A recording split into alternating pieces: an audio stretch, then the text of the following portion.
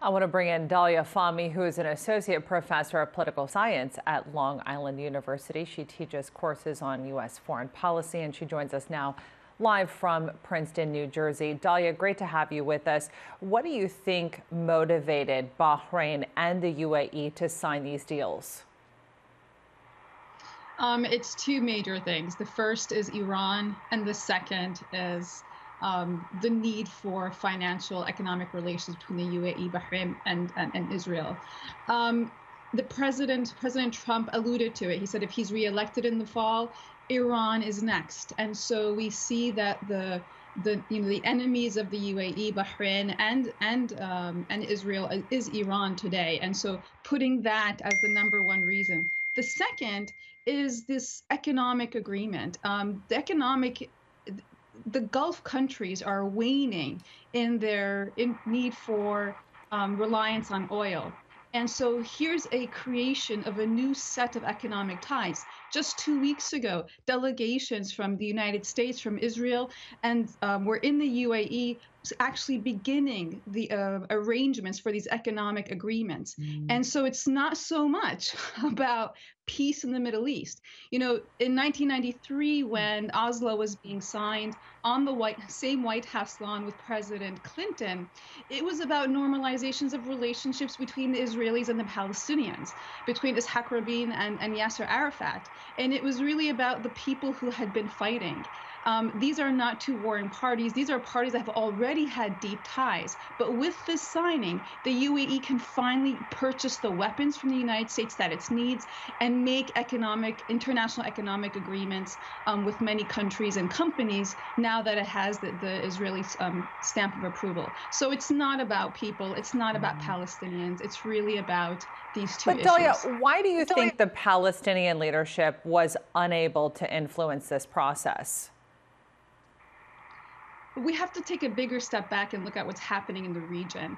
Prime Minister Netanyahu finally got power after 3 elections where he's finally able to form a government. So he's dealing with some internal turmoil. President Trump also dealing with some internal turmoil where not just has he been impeached, but he's also dealing with a COVID pandemic here in the United States.